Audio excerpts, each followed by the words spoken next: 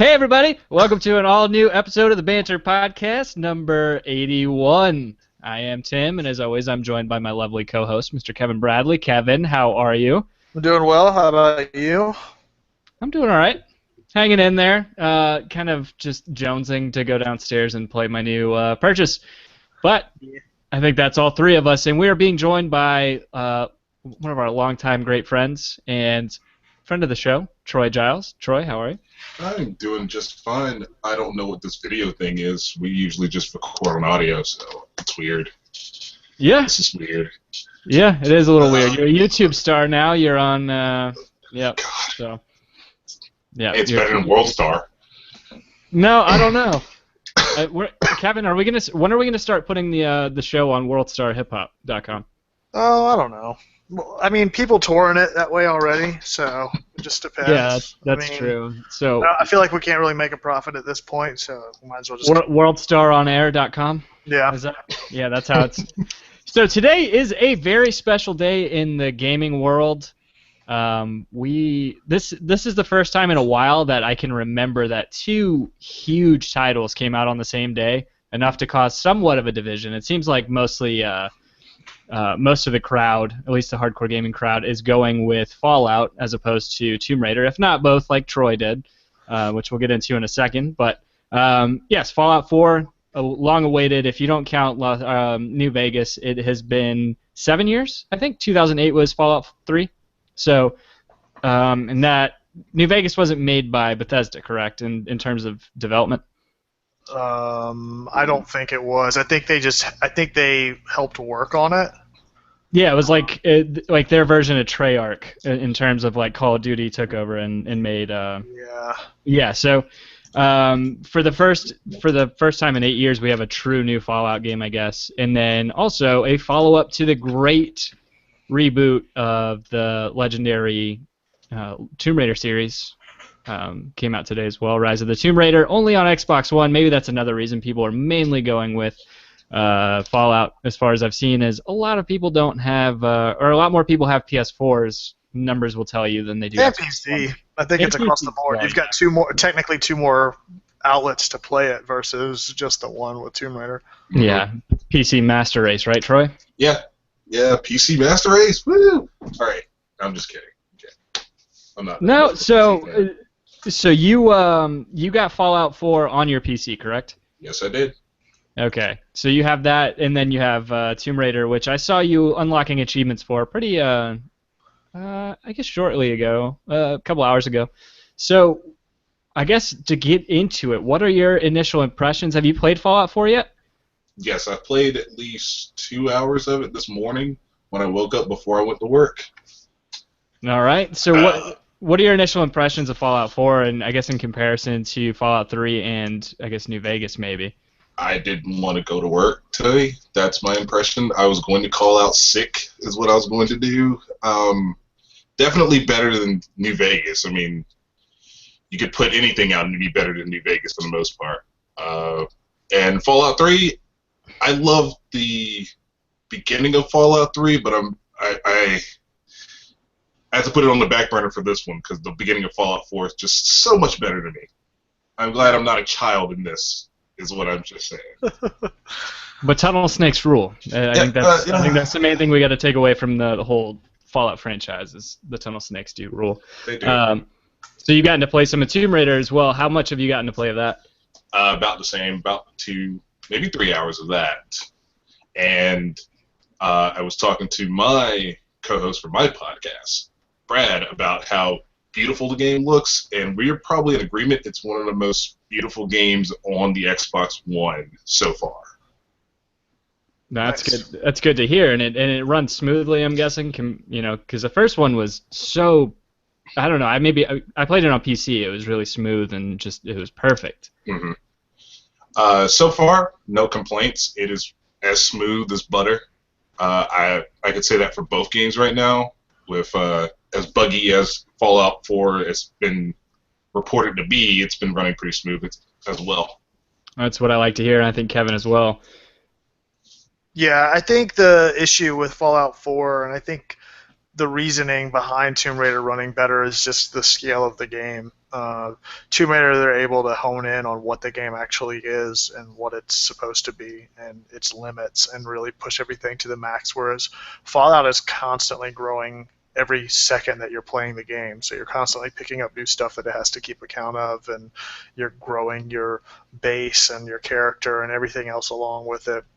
Not to mention just the universe itself is just so vast. So it's constantly having to update and refresh all of that information. So I can definitely see where Tomb Raider is going to be an easier game to render and run from that standpoint. But I think that's come to be expected from most Fallout titles, or Bethesda titles for that matter, that you're going to get some of those initial bugs and eventually they'll work themselves out. But from what I've heard, it seems pretty minimal. A few odd and end things here or there, but nothing game breaking. So yeah, that's definitely good to hear. Yeah, you're right though. That's one thing I've always taken away from the Bethesda games is that the graphics aren't necessarily the main reason to play those games. And that with you do have your trade-offs whenever you decide what kind of game you're going to make. And in Bethesda, the scale, like you were saying, the scale of those games are usually so large that it is going to be hard. It's almost it's as dumb as it sounds. I would liken it to some sports games like say FIFA, where you have so many player models throughout the game. You think about you have hundreds upon hundreds of teams times at least 23, 25 players per team. Those are so many character models you have to worry about, and that's why a game like NBA 2K16, which is mind-bogglingly amazing looking, you have far less character models to store onto it and to render, and the environment is not as intense. And I said, that's probably the same kind of comparison that you were just talking about between Tomb Raider, the scale of the two games, and I think that is a good point. And the linear aspect, I guess Tomb Raider, the last one, the story is extremely linear, right? But I guess there is a lot of replay value. It plays, and I thought, I'm not sure how the new one plays, but we likened it a lot to the Batman series. I don't know, is it playing very similar to that, Troy? So far, yes. It does seem to have a little bit more openness to it. I just reached a new point in the game where it showed me a list of different things that are in the area I'm in.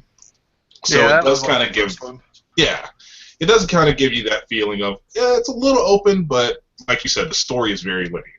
Yeah, I mean, it had those Batman tendencies in the first one, but wasn't nearly to that scale. I mean, I think you could 25-hour and 100% the first one. I mean, it was nothing. I mean, it had some replayability, but once I 100%ed that game, like, despite me having a great experience with it, I never really went back. I got what I was going to get out of it, and it didn't leave me needing to go back. Whereas with Fallout, I feel like titles like that, and like Destiny in a lot of ways, where you're constantly evolving your character and your experience, that it gives you more reasons to come back rather than that character arc and story progression that it's going to be very cut and dry with something like Tomb Raider, which is ultimately why I decided to go with Fallout. Also, best fucking collector's edition of a video game in I don't know how long. Probably since BioShock Infinite, I would say, with the Songbird. But yeah, Pip-Boy edition, can't go wrong with that. You want to show for everybody watching? You want to show everybody? Didn't go wrong with that. It's so cool. Oh. It does stuff. But yeah, I mean, the hardware. I mean, the way that they built this thing is solid. I mean, I can't believe they put this much effort into. I mean, everything down to like its display stand and having its little like nameplate on it and stuff like that, to just like the whole I mean, the casing is very similar to like the editions of Black Ops, and I think they did one for Marvel vs. Capcom. You talking about the Steelbook? No. Well, I did that, but no, I'm talking about like the package. It's very similar to shit, why am I forgetting the name of the game? It's by Borderlands, sorry. Borderlands and Black Ops, like where they did the loot crate and like the chest and stuff, so they have the whole Pip-Boy casing for it, which is huge. I mean, it's the size of my entire head for this. It's solid. So, yeah, I mean, they went all out, not to mention the fact that, They built the app for it for iOS and Android from the ground up, and they have inserts for every phone imaginable. So it's yeah. I mean, even just the attention to detail with the owner's manual, which I told you about before, which like all the graphics are very dated, black and white cartoon images, but then it has realistic images of the actual Pip-Boy. So it's like partially like how do you put your phone into it? How does it work from this standpoint? But also has a lot of the stuff that you come to know and expect out of Fallout, you know, like tongue-in-cheek jokes and stuff like that. So I couldn't be happier with a collector's edition of the game. I was really hoping there was going to be a bottle of Nuka Coca-Cola in there. Did you not hear about Jones Soda? Oh, No. shit, that's on today. Yeah, they're doing a Quantum Cola or whatever. What? Yeah. At Target only. Yeah, I forgot. I needed to go by there today. I'm going to go by there tomorrow. Now I'm going to go by there after the show. Yeah. I think it's the Quantum Cola that they're doing. It's It's the Quantum. Yeah. So So yeah. is that just like, is that an energy? That's an energy drink, isn't it, in the game? For this It's one, like- it's going to be like in real life. It's berry lemonade. It's like a blueberry lemonade type Oh, deal. That's up Troy's alley. That's like Kool-Aid. No, not at all. I got my case of Mountain Dew in the glass bottle sitting in the fridge right now. So Oh man, so Kevin, you did touch on one point, and it's maybe the deciding factor for me in terms. And I talked to you about it yesterday. Before I was even, I was on the fence, off the fence, and then after reading about all the bugs, I was back on the fence. But one of the main deciding factors in talking to you is one of the main reasons you went with it too. Is first of all, replayability, and then also that to me is one of the big deciding factors into price drops. So whenever you have Fallout or any Bethesda game, can you think of the last time a Bethesda game, before maybe a year of being out, really had a decent price drop to it? They Because don't. I can't. Yeah, They drop after the Game of the Year edition. That's when you'll see a drop on all of their titles. Whereas Tomb Raider, I want to say probably 3 to 6 months after it came out. Every EA game. Yeah, absolutely. So I mean, well, this is IDOS, isn't it? I thought Activision or EA was a part of it in some way. Square I could be Enix. wrong. Huh?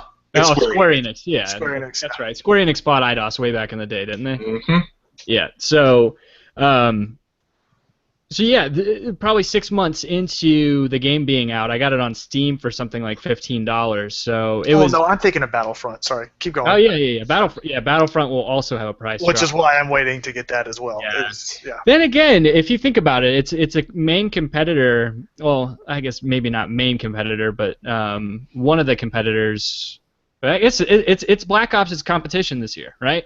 For multiplayer, absolutely. Yeah. Because it's usually Battlefield versus a Call of Duty game, and this year it's Battlefront versus a Call of Duty game. Even though Hardline came out this year, didn't it? Yeah, it came out earlier this year. Well, that's whatever. So, but the Call of Duty games, those are also games. Surprisingly, well, I guess maybe not surprisingly, because they do have a lot of replay value in terms of multiplayer.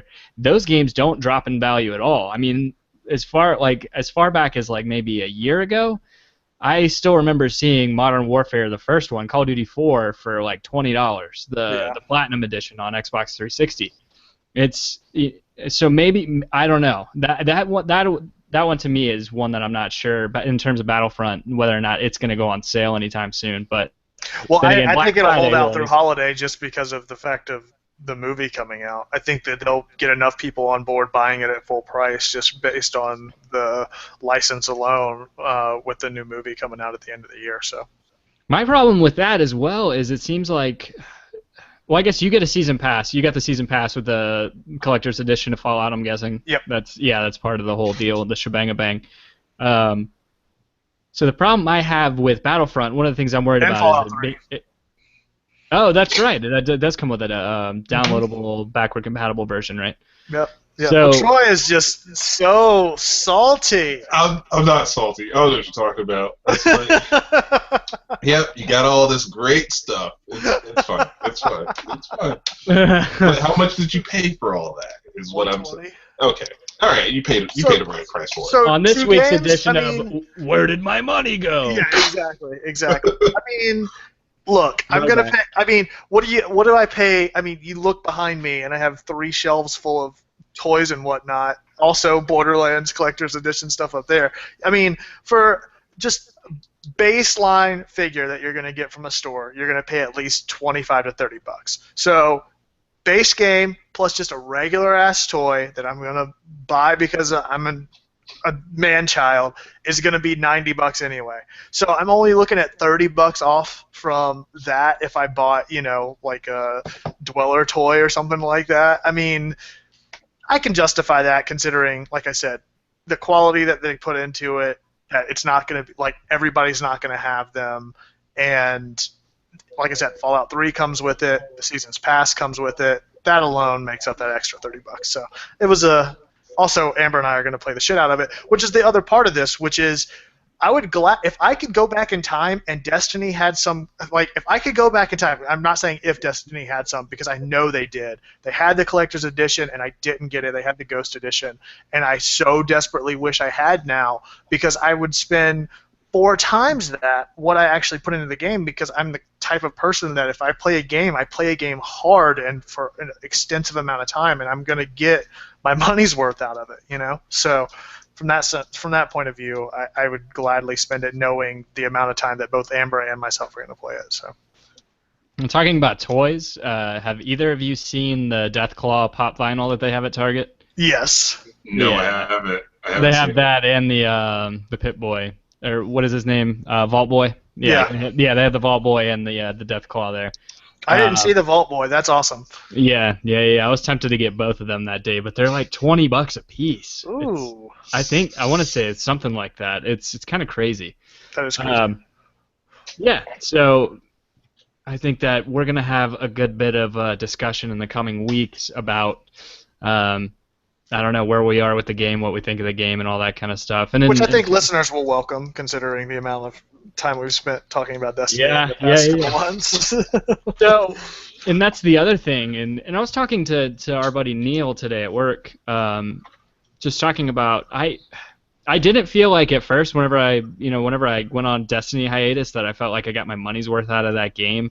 But now looking back, it's like, okay, I spent like 50 cents, even at $140 total for that. And like I spent like I was getting like 50 cents per hour out of it. Like I mean, oh God, I don't even want to know how much I've gotten out of it. Yeah, exactly. Do the math. Yeah, between you and Phil, you guys probably Whoa, what was it? 80 for the collector's edition of that, so 140. Ooh, and I'm at like 850 hours or something. Oh, like yeah. that. God. Yeah, I'm only at like. Yeah. I'm paying minimum wage on that game, and that's just me. That's not counting Amber. So you figure we're well over 1,000 hours between the two of us. Yeah. Troy, Tomb Raider. Yeah. Did you pre-order it at GameStop and get the hand cannon? Did I get that? No, I don't think I got. Well, I guess I pre-ordered it because I had money on Halo, and then I heard this awful stuff about Halo, so I moved that stuff to Tomb Raider. So I guess I got that. I haven't seen it. Only thing I know is I got a code for the Apex Predator costume or whatever, where it's like a bunch of animal skins on it or something like that. So that seems actually, all joking aside, that almost seems like there's a serious like boycott going on against pre-orders on social media that I've seen, that they're saying don't spend any of your money, don't pre-order because whatever they're the deals that they're making with these retailers to get certain items in the game and all that kind of stuff. That's kind of always been to me kind of a stupid thing, because that stuff's usually time released anyway. But what are your guys' thoughts on that? Just to keep with that whole pre-order thing, like with Best Buy giving away a certain weapon pack versus GameStop giving away an armor pack, that kind of stuff. Halo Master Chief broke me of that. I don't think I will ever pre-order another game unless it's got a cool collector's edition that I really want.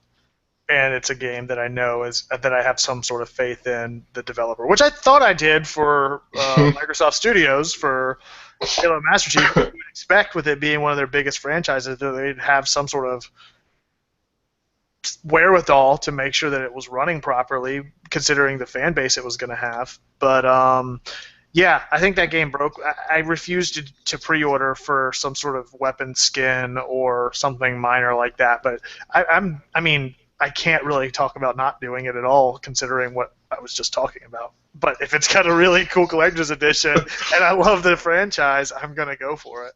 Like Gears of War 4, you fucking sign me up now. If they announce it tomorrow, I'd be on board. If they said Ram is back and you get a life-size Ram toy, would you pay $300 for it? Yep. Absolutely. Yep. If they did a Lancer edition, fucking sign me up. Sign me up. No, but in terms of, like, do you feel like they should be able to make those kind of deals with retailers to say, like, for Destiny as an example, is the last one I remember. No, I guess Tomb Raider even. If you order it, like I was saying, if you order it at pre-order it at GameStop, you get, like, a big revolver, the hand cannon, as they call it, which is kind of silly.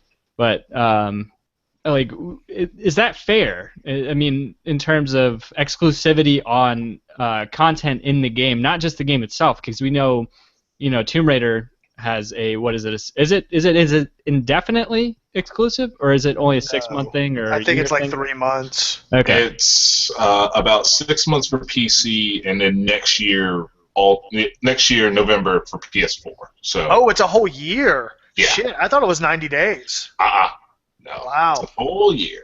Wow.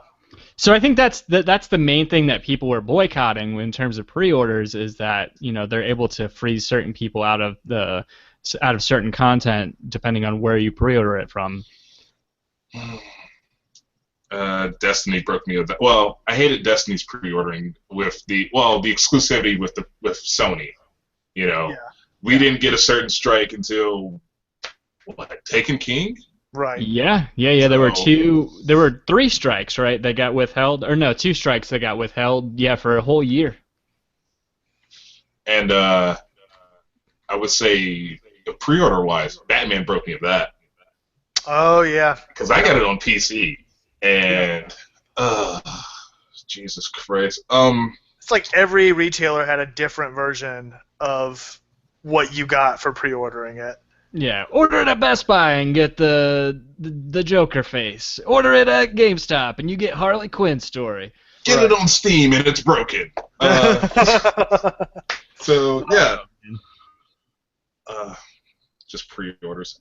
I'm almost done with pre-orders, but I'm like with Kevin, where if it's coming with something cool, then I'll pre-order it. Like, I don't want another mini fridge for anything. I've never got any of those, thank God. But if it came with a Pip-Boy, you know, and I was lucky enough to get it, unlike somebody, you know, I would have gotten it. But yeah, dude, now you're making me salty. To be fair, I had text alerts set up for every major retailer's Twitter.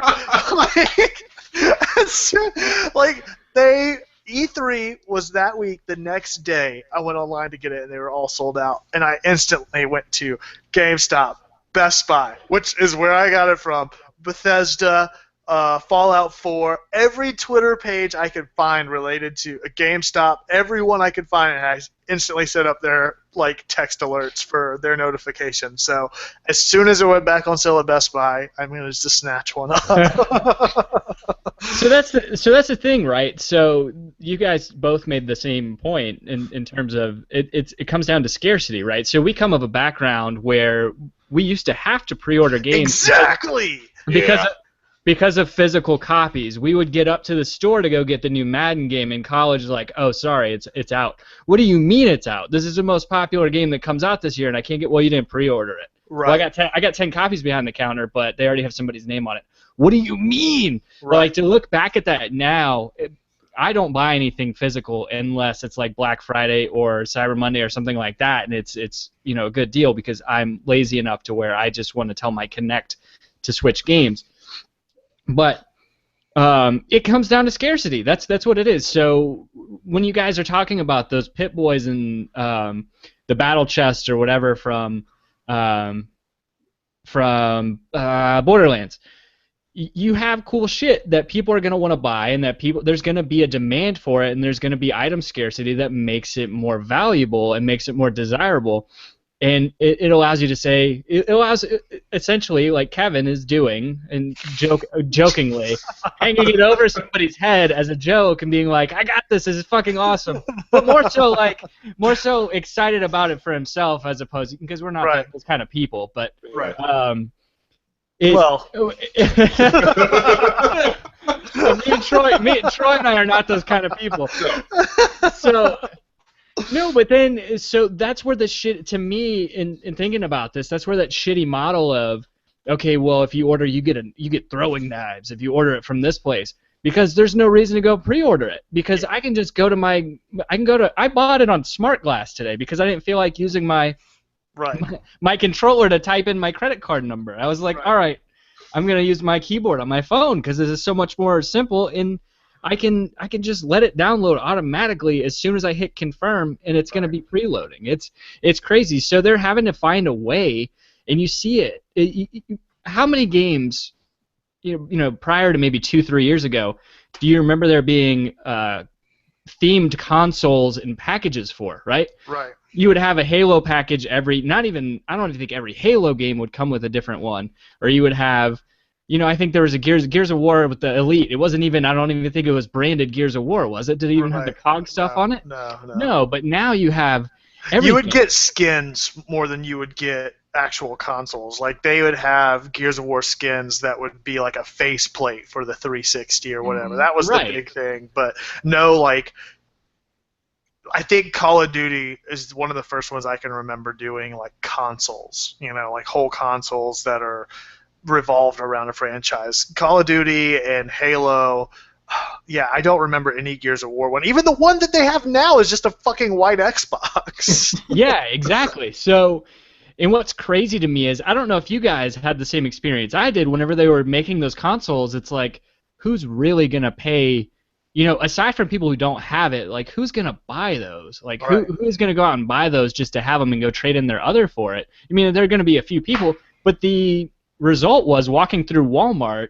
and behind the glass, there's all these all these themed consoles, and like, if people weren't buying them then, are people buying them now? I mean, it makes more sense right now because we're still it's now current gen, right? And people are finally jumping on board, and it makes more sense now. But if that continues to be a trend, I can't see that being sustainable. It seems like people are gonna they're gonna run out of games to do it for, and then they're gonna run out of people to buy them. It seems almost, in a wasteful society, wasteful and kind of idiotic. But I don't know. That's ranter for tonight, I guess. I don't know. I agree. It is sort of idiotic back then that we had those game consoles that were, get the Metal Gear Solid game console, and it's only a black PS3. Because that's how mine was. It was like Metal Gear Solid game console, but black PS3. Just saying, PS3 just black. But right now, you got people that don't have the newer consoles, and then the ones that are bundled together and made a certain way, they're coming with better stuff. Like, they'll come with the Elite controller or a terabyte of hard drive space instead of the 500 gigs. So they're making a way for us to buy it, or people to buy it, but like me, you, and Kevin, it's like, why would we buy it if we already have one? Right. It'd be crazy if we did. Because it's not necessarily, it would be an upgrade if you're talking hardware specs, but at the same time, I can spend, I don't know, like $50 to $100 and get a new hard drive that would, I can end up boosting that. Elite controller, on that subject, are you guys contemplating getting one? No. They're back-ordered right now, I believe, but it sounds like they didn't make a whole lot of them. Is that what we were talking about that the other day? I think, Troy, right? Yeah, I don't think they made a lot of them just in case they weren't going to sell, but a lot of people like them. I guess I like the ability to change up the controls, but I can do that in a game. I can map the controls on how I want it. Somewhat. I know. It's different. Go ahead. Well, bro, it's not MLG. It's not MLG though. I can't use the bottoms of my middle fingers to hit the triggers. I don't think there's as much validity in something like that as it is being able to modify, like, it's not just like mapping your controller to have different functions as it is getting into the nuts and bolts that you cannot access currently. So, for example, people that have any sort of knowledge about sniping knows that you do not want to have the highest sensitivity possible whenever you're in scope as you do whenever you're actually moving around. And the Elite controller allows you to modify that to where if you're zoomed in, you have one sensitivity. Whenever you're zoomed out, you have another sensitivity. Also, if you lightly tilt the stick one direction, you have a certain sensitivity, and then if you go all the way to one direction, you have another sensitivity. It's little things like that that I would appreciate far more playing FPSs like I do now. Like, that's one of the things that throws me off so much about Destiny is that constant sensitivity where I have my sensitivity set really high typically, which works great for 95% of the weapons, but whenever I go to those snipers and I have my sensitivity up to 10 and I barely touch the stick and I'm on the other side of the map and you're trying to look across the map to get a headshot in Trials of Osiris, like, you're going to get screwed, especially if you've got Tim on your team who's not going to back you up half of the time.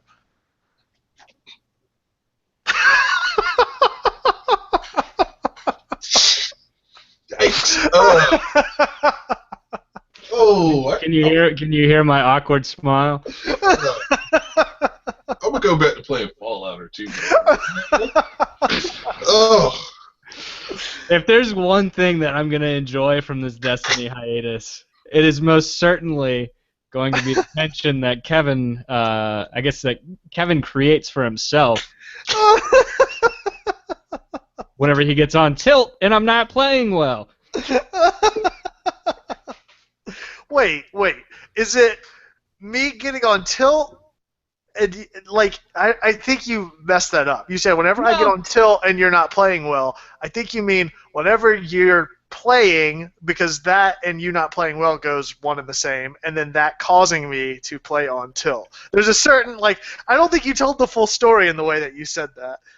Wait, I'm pretty sure you played just as poorly as I did on Sunday night. I can go back and look at the stats. There's maybe we want to play that game again? We want to play that game again? No, but what I'm saying is you were already on tilt from having not beaten Oryx for 3 or 4 days straight, and you come in already pissed off, and I have a game where I go like 2-8, and you're just being a jerk. Oh boy. Yeah, so because it's banter and we like to annoy you with Destiny talk, let's just talk for a second between the three of us. I know Kevin and I both have kind of reached terminal velocity in terms of content with the game at the moment.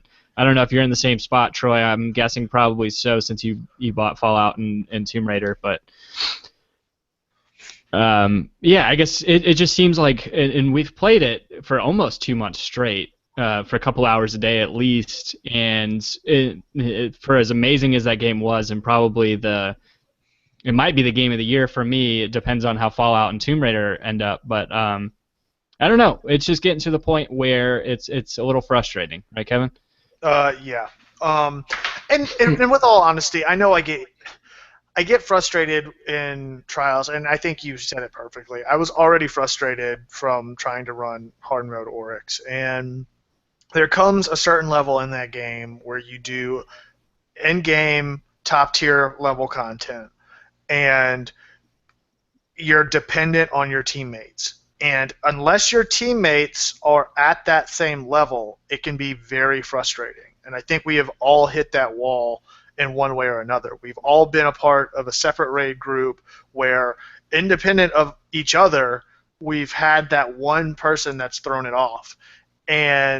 Or several people, and whenever you get to like the end game, top of the top, Trials of Osiris and hard mode Oryx, there is no room for error.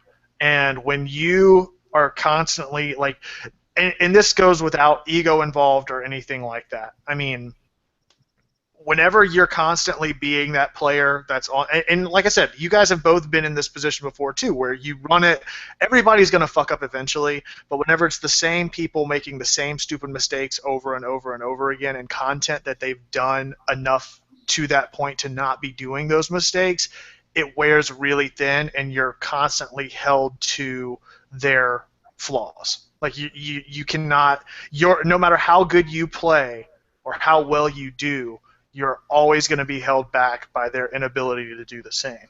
And so it's that component of the game that I'm running into now, where I feel like no matter how good I am in hard mode Oryx at running Relic or standing on pedestal or not dying or whatever, the same, I keep getting into groups where people are still constantly making the same problems or not knowing what to do in a hard mode raid when they should have been running the normal mode up until that point anyway.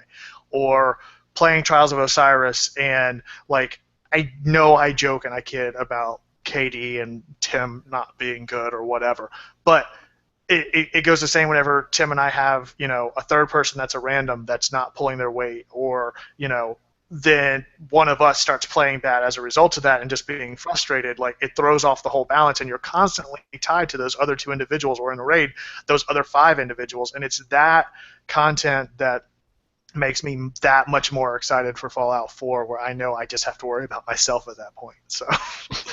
Yeah, and that's. Yeah, it is frustrating because you're only as good as your weakest link at that point, especially in endgame content. And then the other frustrating thing has been the fact that, unlike most MMOs, let's face it, Destiny, I believe they were trying to shy away from that title or that genre to begin with. I don't know if they've accepted it or not, that they are essentially an MMO. But most MMOs, to my understanding, I didn't really get to endgame content in WoW, but I believe there's more than just 3 raids, even before the expansion, where you had more than just, at this point, really 2 outlets to get endgame content or to get endgame gear and weapons.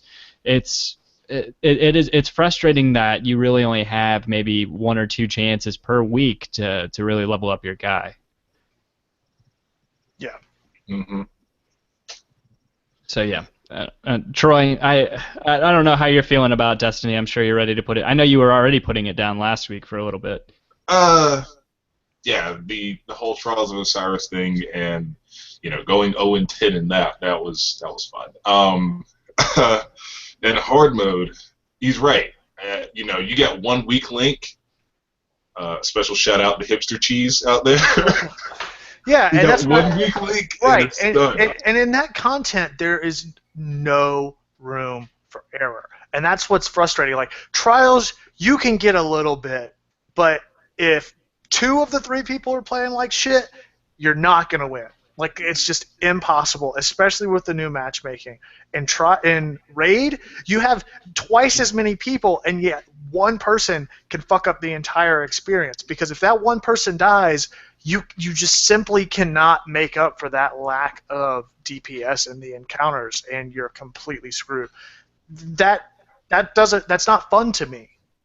It's fun. I mean, that's just not fun. And that was my argument, is whenever a game stops being fun and you're just more frustrated and held to the standards of the other people around you without any room for your ability to pull you through, that's an issue, I think.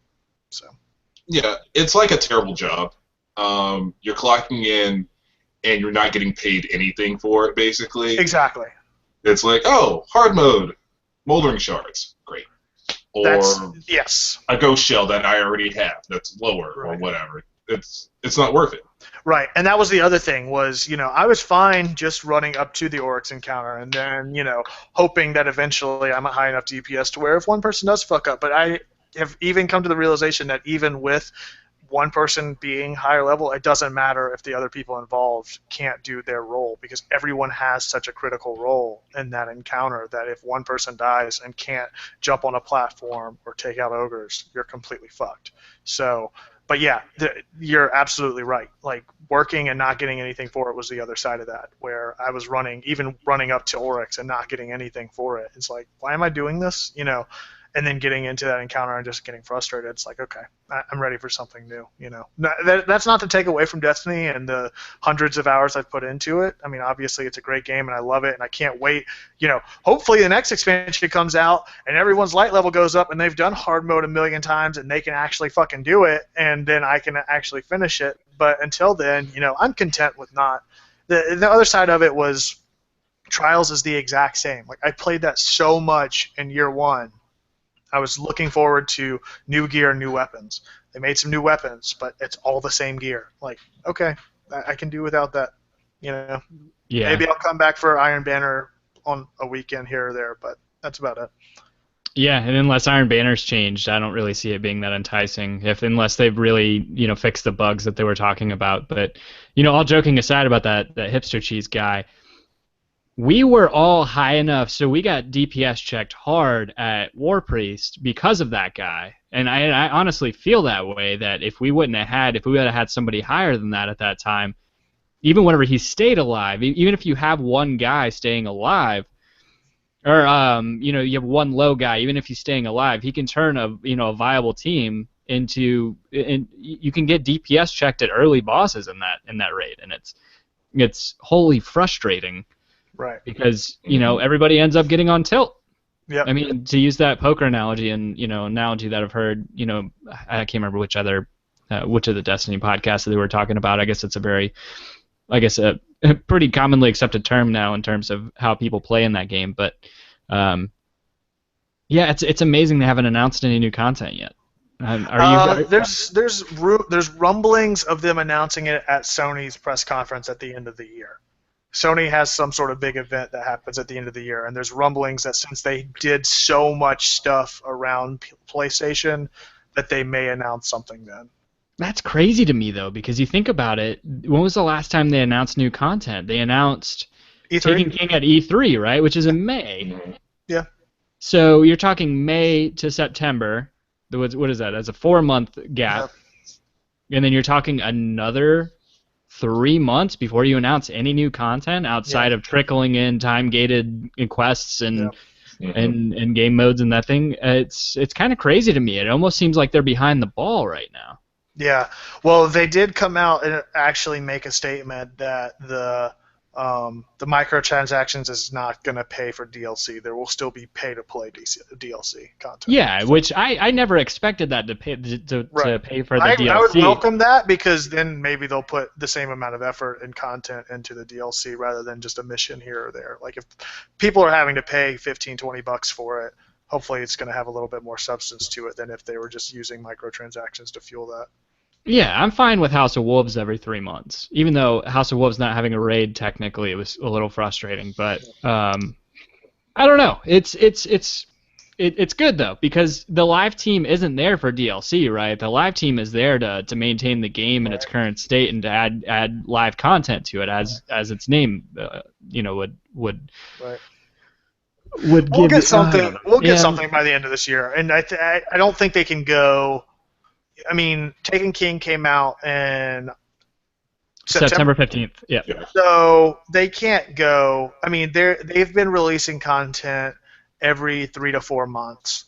They can't. Yeah, but they've been announcing it before. Before. No, I know that, but I think Taken King is a much more substantial release that warrants a 6 to 7 month span between releases. I mean, they put so much effort into the Taken King, and I really think next year we're going to get some version of Destiny 2. So, how much do you really put into DLC over the next 12 months? If you know that you're going to be shedding a lot of what you've built up so far in Destiny, I truly think over the course of this year they're going to roll out a plan to leave last gen behind to really dedicate to current gen systems. So I could see that also playing a role. Like, how much do you put into releasing DLC for last gen consoles that are already pulling it down so much with this latest expansion, you might be able to get 2 DLCs in there before your next big release. So,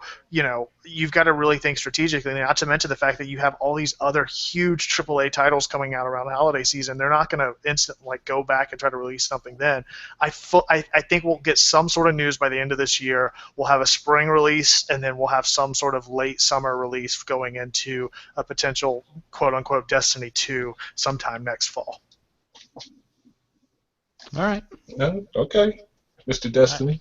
I know if you're to believe the chart that they released or that leaked a couple of months ago, then we have at least one that we're looking forward to. It's the new Vex. There's going to be a new Vex DLC. Yeah. That's pretty much consensus, right? Yeah. So I can see, like I said, I can see two more between now and this time next year. Everybody's clamoring for a Cabal one. I'm not so much. I don't know. Unless you're gonna go kill the Emperor or something. I don't know.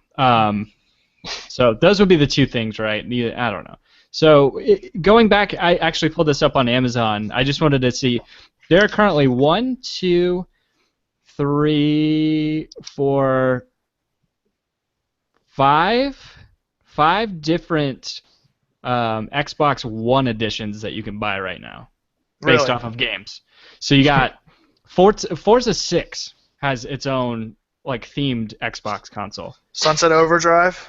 Sunset Overdrive is another one. Hold on, let's see if we can guess them. Don't round them off. That takes the fun out. Sunset Overdrive, Gears of War. Well, Gears of War is not up yet, right? Oh, okay. There should be. Oh, Halo, that's a good one. Yeah, so Halo 5 is on there. So if we have Forza 6, we have Halo 5. And Sunset Overdrive. Sunset Overdrive, yes. Madden. No, I don't think so. There is an EA Sports Xbox, but it's a bundle. I don't believe the Xbox is anything different. Was there an Assassin's Creed one? It looked like there was something. There's a bundle, but there's a 360 Assassin's Creed. And I'm assuming there's some sort of Call of Duty one of some sort. Modern Warfare, or not Modern Warfare. Sorry, Advanced Warfare. Yeah. And then what else has there been? Titanfall? Was there? No. No. I got mine with Titanfall. It was a bundle. Yeah, it wasn't I was gonna say that was just shortly after it launched. So I'll just go ahead and I'll put the carrot off of the stick and into your mouth. It was the you guys were. I guess you can kind of give it the same. There's a Master Chief Collection one, and there's also a Halo 5 one. Oh, wow! I said Halo. I mean that counted for 2. No. We don't play Sporkle rules. You can't just put William. You can't just say what are the Sporkle rules. That's how I win at Sporkle, right? You name the top 10 wide receivers by stats over the last 20 years. Type in the name Johnson. You got Andre Johnson. Johnson. Yeah, it doesn't work that way, guys. Sorry, you needed the correct full answers. Okay. Now no, but to ask the question before we get into trivia. And that's just Xbox One. There are Xbox 360s that are all themed. There's also I believe. Wait, no. I guess not. There was a Destiny themed PlayStation. PlayStation, yes. Xbox, So just to go to PlayStation, there's a Black Ops 3 edition. There is. Yeah. I guess there are even 2 Halo 5 editions. It looks like. So there's the Taken King. There's a Black Ops. There was another one. Batman. What's the Taco Bell golden one? Is that on there? Golden PlayStation? Is that on there? That's 2, right? That's 2 Taken King, right? Because that's also a Taken King Xbox or PlayStation, isn't it? I thought it was just gold. It's just gold. Yeah. Okay, so there's an Arkham Knight one. Oh shit. There's a Star Wars one. Yeah, and then with Darth Vader on it. Right, that's kind of what sprung me into talking about this was Gray Whitten, guy we follow on Twitter, we know from Atlanta, man about town as it were. He had posted that he was about to cancel his Darth Vader PlayStation 4 because I guess he already has one. So that's where that kind of that came into my head. I was like, all right, that's yeah, it's just kind of crazy. I can't even remember this many for the whole span of Xbox 360 whenever we were playing that as it was current gen. Right. It's just, I don't know. I guess last thing I kind of wanted to talk about, Kevin. I don't know, Troy, if you've watched it at all, but Kevin got me hooked on iZombie. I watched a little bit of it. And I'm like 2.5 episodes away. What, Kevin? It's just like whenever I described it to Amber, like she said, "What's it about?" Because I'm like halfway in, I'm like, I just can't stop watching this show, and so she goes, "What's it about?" And I'm like, "Well," no. First she said, "What networks it come on?" I said, "The CW." And she's like, "Go on." And so I go, "Well, a girl turns into a zombie, and she's still like a normal person or whatever, but she was a med student. Now she works in the morgue. That's how she gets her brains. And whenever she eats them, she gets their abilities and memories. So then she helps solve murders." Just silence. Yeah. Just absolute silence. It's funny because I was describing the same thing to Neil, and Neil was like, "Oh, so it's the Ghost Whisperer, that Jennifer Love Hewitt show." I was like, "No, but it's a comic book, so it's better than that." Yeah, that's how I tried to rationalize it too. No, but it was a comic. It was a comic. But it's based off a comic. I mean, all the people in it are like from One Tree Hill and shit, but it was based off of a comic. She brought up One Tree Hill too. Like the main guy. Okay, so he played a heartthrob in One Tree Hill, I guess. But I never seen that, so that doesn't count, right? Yep. This was a comic. Yep. He reminds me of Jake Gyllenhaal, and I love Jake Gyllenhaal, so it count like it's. And it's got Ali Mahalka or Machalka, or however you say her name in it. And I can, if there was 13 episodes of that, I'd be fine, right? I mean, no, all joking aside, though, I found it to be a very enjoyable show. It's a good. I think that It's a fun, nonchalant, non-committal show. That's what I like about it. Like I enjoyed it, even though I watched it and marathoned the hell out of it over the course of the week.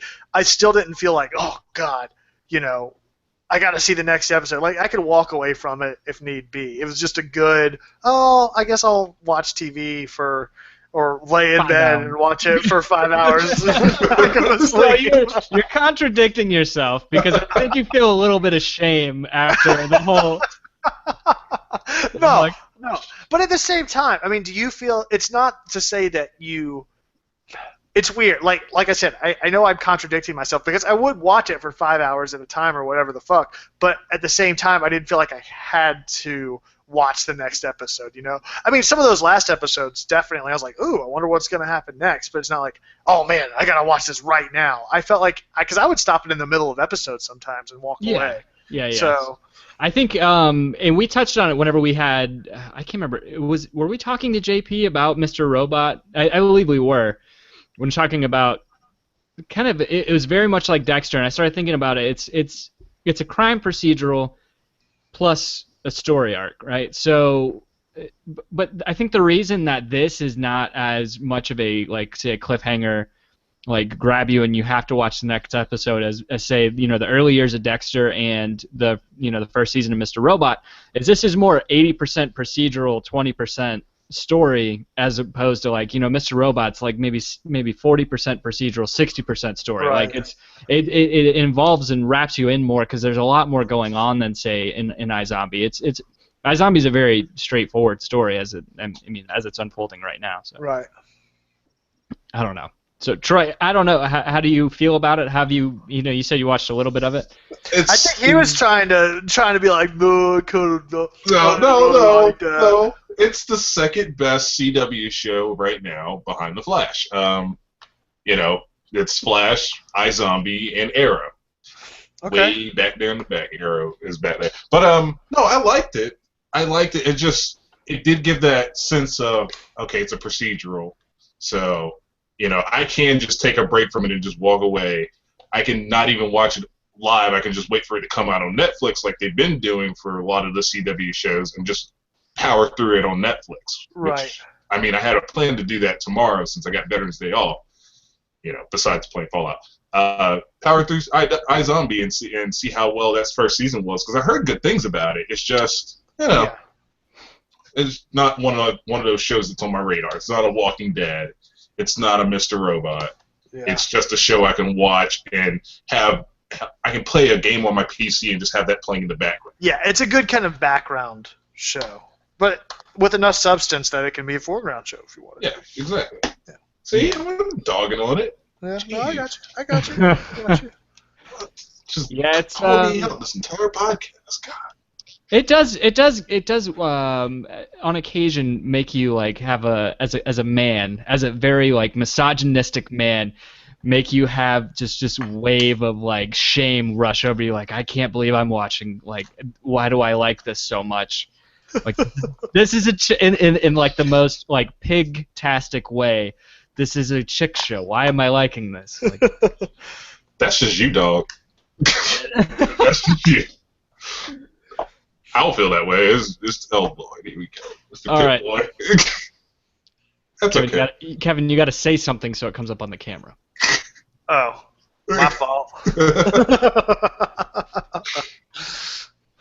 Man, I guess maybe that is our cue that the three of us are probably about to hop off and get on to Fallout. Yeah, unless some domestic disputes go on in my household. Do you have any assault rifles to lay on your futon? No.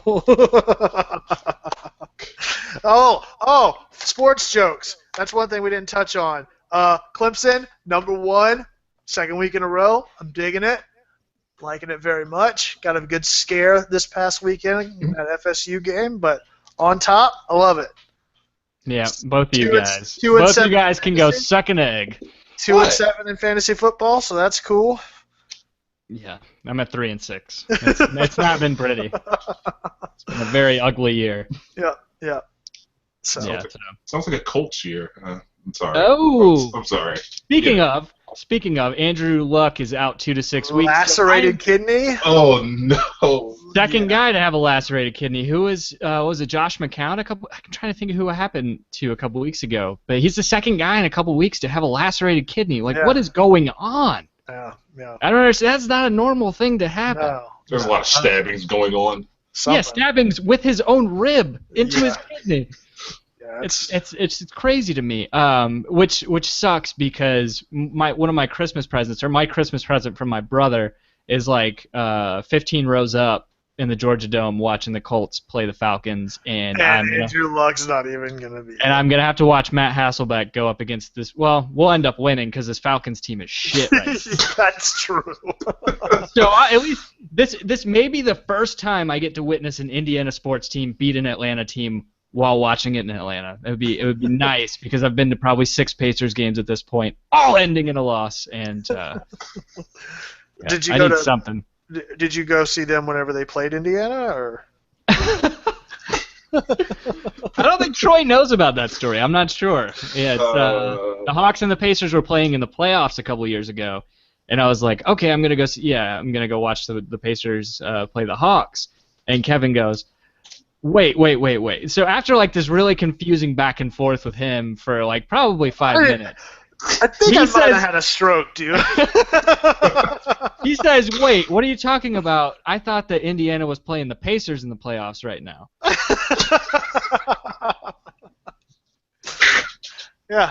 And then the South Africa jokes came out and then all that stuff. And all joking aside, maybe you did have a stroke, but yeah, it's gonna be hilarious whenever you guys find out that I have scar tissue on my brain and.